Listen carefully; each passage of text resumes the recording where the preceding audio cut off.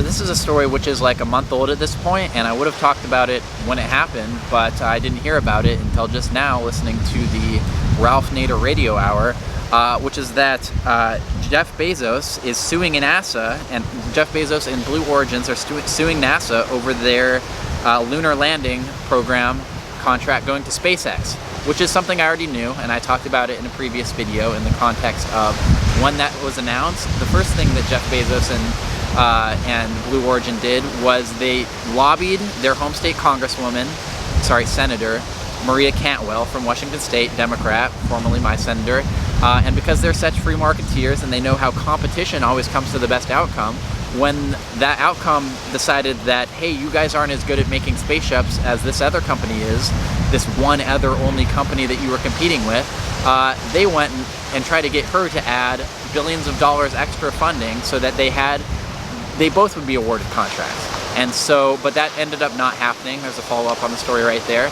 So now he's got another idea, which is he's going to sue NASA over that contract.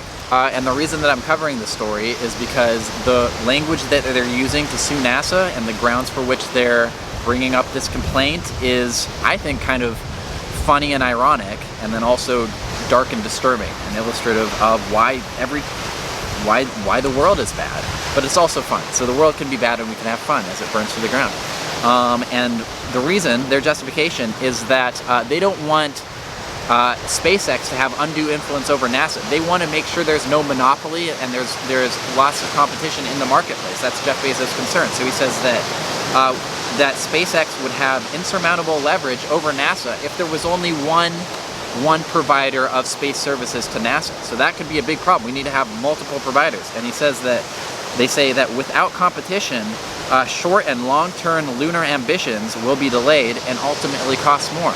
And so that's not funny in itself, but do you know why I'm talking about this video? Because in addition to having his pet project of, going to space and seeing the world, the way that was funded, if you remember, is through all the hard work of his Amazon employees and customers. And so that's what allowed him to live his dream. So we've all lived vicariously through him, if you remember that quote. I want to thank every Amazon employee and every Amazon customer, because you guys paid for all of this. So seriously, for every Amazon customer out there and every Amazon employee, thank you from the bottom of my heart. And so the tension comes in when one realizes that Amazon is as much of a monopoly as any company is a monopoly in the world, in my opinion. And rather than having insurmountable leverage over NASA, what they have is insurmountable leverage over pretty much every small business in the country who, if they want to participate in the online economy, which effectively is pretty much a necessity for most small businesses, especially during COVID, they have to be on Amazon. If they're not on Amazon, then people aren't going to find their products at the bottom of the internet. I think that 80% or roughly that amount of all internet sales come through Amazon. Actually, Amazon just passed Walmart like a month or two ago as having selling more products than any other company in the world, or at least in the US. I think it was over $600 billion of revenue for that 1 month. So you have to be on Amazon. Well, if you're on Amazon, they're going to take, I think it's between 8 and 15% just of the price of the product for themselves, just for putting it on their platform. And then there's other fees as well. And that's just of the revenue. I think of the profits, I mean, it varies from product to product, but I think it's like something like a quarter to a third of the profits of all those small businesses or small independent contractors that sell their items on Amazon. It just goes to Amazon for even using their monopoly place to sell in the first place. And then on top of that, what they do is they take the data for all those searches and they sell their own products. And they say, oh, that's a nice, candle box that you have there. It looks like more people want to buy candle boxes than I had anticipated. Those are some nice mittens that you made there.